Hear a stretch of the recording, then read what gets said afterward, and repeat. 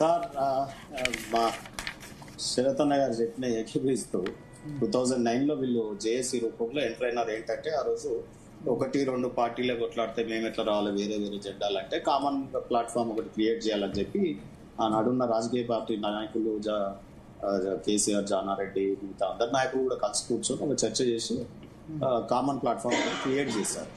అయితే ఇక్కడ 2-3 విషయాలు. ఒకటి, నేనేమంటానంటే ఈ కాంగ్రెస్ పార్టీ అంటే ఉంది దాంట్లో. కాంగ్రెస్ పార్టీ ఎప్పుడు కూడా కమిషన్స్ వేసిందంటే నాకు భయం. యాజ్ అన్ అడ్వకేట్ నేను చిన్నప్పటి నుండి ఒక టీచర్ కొడుకుగా కొంత చదువుకున్న వాడిగా అనేక విషయాలని చదువుతూ కమిషన్స్ గురించి కూడా చదివాను ఒక రోజు. సో కాంగ్రెస్ చేసినటువంటి కమిషన్స్ అంటే అనే పేరుతో, ముఖ్యంగా మళ్ళా అనే పేరుతో, కే అనే పేరుతో వేసినటువంటి కమిషన్స్, మీకు కుమార్ లలిత్ కమిటీ 1969 మీకు గుర్తుండే ఉంటుంది. తర్వాత కృష్ణారావు కమిటీ శరతన్నకు తెలిసే ఉంటుంది. సో శ్రీకృష్ణ కమిటీ తెలంగాణ ఏర్పాటు కోసం. సో ఈ రకంగా కాంగ్రెస్ పార్టీ ఏంటంటే ఇప్పుడు కేకే కమిటీ.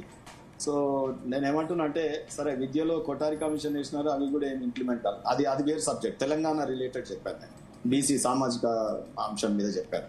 కాంగ్రెస్ పార్టీ ఎప్పుడు కూడా కమిషన్లు వేసి కాలయాపన చేసి ఆ సమస్యను కాటికి పంపించడంలో మాయర్ ఈ కాంగ్రెస్ పార్టీ. సో నేను ఇంత స్పష్టంగా విత్ ఎవిడెన్సెస్ చెప్తాను. నేను ఎన్ని కోకొల్లలు కమిషన్స్, కాళేశ్వరం కమిషన్ కావచ్చు, తాత్సారం అంతే, ఇది టైం కన్సూమింగ్ గేమ్ అంతే ఇది. సో ఆ రోజుల్లో మన పివి నరసింహారావు గారు ఒక మాట అనేది చాలా మంచి చెల్లోక్తి. సమస్యని సార్ ఎన్ని రోజులైంది నానబెడితే నానబెట్టుడే సమస్య పరిష్కారం అనేది. సో నేనేమంటున్నంటే, ఈ రోజు మీరు ఒకటి గమనించండి, కాంగ్రెస్ పార్టీ చిత్తశుద్ధితో వేయలే ఈ కమిటీ.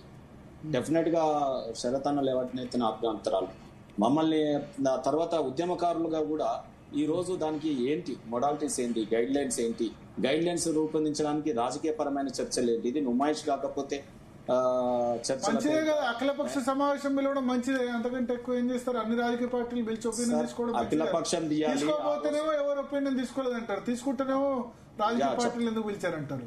ఓన్లీ రాజకీయ పార్టీలు మాత్రమే సాధించిన తెలంగాణ కాదు. డెఫినెట్ గా పిలవాలి, డెమోక్రసీలో రాజకీయ పార్టీలు పిలవడాన్ని నేను ఆహ్వానిస్తున్నాను. కానీ నేనేమంటున్నా అంటే, తెలంగాణ రాష్ట్రం ఎవరి వల్ల వచ్చింది అనేది ముఖ్యం. అందుకే ఇన్ని ఏళ్ళు మనని ఒక మోసం జరుగుతోంది. స్వాతంత్రం ఉద్యమకారుల కంటే తెలంగాణ స్వతంత్ర సమరయోధులను కూడా అనొచ్చు ఉద్యమకారుల బదులు. మా భరతన్నకు ప్రశ్నలు అడగబుద్ధి అవుతుంది. నేను రాంగ్ నేనేమంటున్నా అంటే, ప్రశ్నలు అంటే మీరు చెప్పింది సపోర్ట్ చేస్తున్నా. నేనేమంటున్నా అంటే, ఈ రోజు తెలంగాణ రాష్ట్రానికి స్వాతంత్రం తెచ్చినట్టే కేసీఆర్ తప్ప ఎవరు తేలే అంటారు. ఆయన ఉదాహరణ కూడా ఎట్లా ఉంటదంటే, మీరు ఇంతకుముందు చెప్పినప్పుడు ఒకటి నేను యాడ్ చేస్తా ఉన్నా. దళితుడినే ముఖ్యమంత్రి అన్నందుకు మొదటిసారి ఆయన ముఖ్యమంత్రిని చేస్తే గద్దెనెక్కినాక దళితులకు ఏ పదవి ఇచ్చినా ఫెయిల్యూర్ అవుతారు అని రాజయ్య గారిని బూచిగా చూపించి డిప్యూటీ సీఎంకే పనికి రాలేదు, అయ్యో సీఎం ఇచ్చుంటే ఇంకా ఫెయిల్ అయ్యేది దళితుడికి అనేది ఆయన ఎస్టాబ్లిష్ చేసి, ఆ తర్వాత సెకండ్ టర్మ్ లో దళితులది ముగిసిన కథ అన్నాడు, తర్వాత ఉద్యమకారులది ముగిసిన కథ అన్నాడు. ఇటువంటి నాయకులు పరిపాలిస్తున్నప్పుడు ఇంతకుముందు అన్నారు ఉద్యమంలో రేవంత్ రెడ్డి గారి పాత్ర ఏ రకంగా ఉంది అనేది కూడా చర్చనీయాంశమే. ఈ రకంగా ఇప్పుడు వీళ్ళు వేసినటువంటి కమిటీ సబ్బండ వర్గాలు సాధించుకున్న తెలంగాణ. సబ్బండ వర్గాలు ఎవరు? కవులు, గాయకులు, రచయితలు, సాహిత్యకారులు, కళాకారులు, జానపద గేయాలు వాడిన వాళ్ళు, తర్వాత ప్రతి కులం సంఘం యొక్క కమిటీలు, ఈ రకంగా అనేక మంది సబ్బండ వర్గాలు ఇవాళ ధర్నాలు చేసి, బంధులు చేసి, ప్రాణత్యాగాలు చేస్తే వచ్చింది. అమరవీరుల కుటుంబాలను కూడా కమిటీలో ఒకరిని చేర్చొచ్చు కదా. నేను ఇప్పుడు కాన్స్టిట్యూట్ చేసినటువంటి కమిటీలో అమరవీరుల కుటుంబం ఏదండి, ఆ బాధలు, ఆ గాయాలు, వారిని ఎట్లా అడ్రస్ చేస్తే బాగుంటుందో వాళ్ళు చెప్పగలుగుతారు కదా. పదవులతో కలకాలాడినటువంటి వాళ్ళని కూర్చోబెడితే ఏం నిర్ణయాలు తీసుకుంటారండి? ఇప్పుడు అందులో ఉన్నటువంటి వాళ్ళందరూ కూడా పదవులతో కలకల్లాడినటువంటి జీవితాలే కదా. సో నిజంగా ఆకలి మంటతో ఉన్న వాళ్ళని అందులో చేరిస్తే బాగుండేది కదా ఒకరిద్దరిని. తర్వాత నేను ఎందుకు చెప్తా ఉన్నా ఈ మాట, ఆ 1200 అమరవీరులను గుర్తించడమని చెప్పిన గత ప్రభుత్వం కానీ, ఇవాళ వీళ్ళు కానీ ఈ రోజు వరకు 12 ఏళ్ళు పుష్కర కాలం పరిపాలించారండి. పుష్కర కాలం అంటే పుష్కరాలు వస్తే నదిలో మునిగితే పుణ్యం వస్తుంది అంటారు. కానీ ఇలా పుష్కర కాలం ప్రభుత్వంలో ప్రజలు మునిగితే మొత్తం నిండా మునిగిపోయారు. పుష్కర కాలం పరిపాలించిన ముష్కరులు వీరు బీఆర్ఎస్ కాంగ్రెస్ పార్టీ. సరే క్రైటీరియా చెప్పండి మీరు. క్రైటీరియా ఓకే, ఇప్పుడు వాళ్ళని తిట్టడం కంటే క్రైటీరియా ఉద్యమకారులకు న్యాయం జరగాలి. దీనివల్ల సార్ న్యాయం జరగాలంటే ఒకటే అండి, ఈయన నాకు తెలిసి అయితే ఒకవేళ చేస్తే గీస్తే లాస్ట్ కు మహిళలకు ఆర్టీసీ టికెట్లు ఇచ్చినట్టు ఉద్యమకారులు ఆర్టీసీ బస్ తిరిగి పాస్ ఇస్తాడేమో గానీ అంతకు మించి ఏం చెయ్యడని నేను భావిస్తున్నా.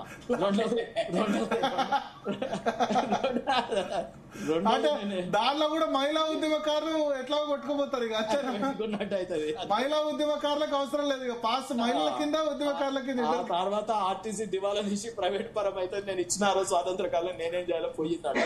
నేనేమంటున్నంటే కాంగ్రెస్ పార్టీ చాలా నవ్వించారు. ఇప్పుడు మీరు అన్నారు నిజమే, నేనేమంటే బస్ పాస్ తో పాటు మెట్రో పాస్ కూడా ఇవ్వండి హైదరాబాద్ లో.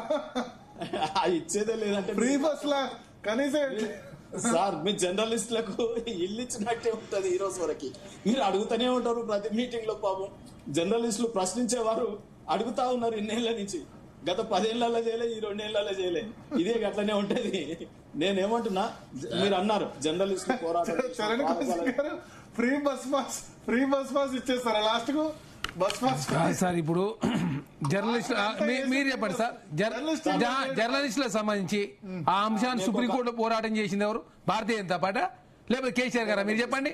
మీరు సిద్ధశుద్ధి లేకుండా ఒట్టిన ఏది పడుతుంది మాట్లాడితే ఎట్లయితే నాకు అర్థం కాదు. ఇంకోటి చెప్తా ఉన్నా, భారతీయ జనతా పార్టీ ఎన్ని కమిటీలు వేసింది సార్? బోలెడని కమిటీలు వేసింది, బోలెడని కమిషన్లు వేసిరు. ఒక్క సిట్ అన్న తెలిసిన మీరు? కాంగ్రెస్ పార్టీ కమిటీలు వేస్తే తెలుసని చెప్పి మీరు మాట్లాడితే ఇంకోటి సార్ ఇక్కడ అయిపోయింది. ఇంకా ఊకే మీరు అందరూ చెప్పి నేను వస్తున్నా ఇలాగ మీరే మాట్లాడి ఇప్పుడు మీరే మాట్లాడి ఊకే మీరు ఇనుకుంటూనే ఉండాలి. మేము ఆపండి చెప్పు ఊకే ఏందండి ఇదే? మీకేమన్నా అదేమన్నా ఊకే మాట్లాడు. చెప్పండి. ఇదే పద్ధతి నాకు అర్థం కాదు. ఊకే మాట్లాడతారు. నేను కంక్లూడ్ చేస్తా, ఆగండి. ఇది టీవీ ఛానల్ మీదే ఉన్నా. అరే ఊకే మాట్లాడతారే ఊకే మీరే ఇస్తారా? ఇలాగే అర్థం కానీ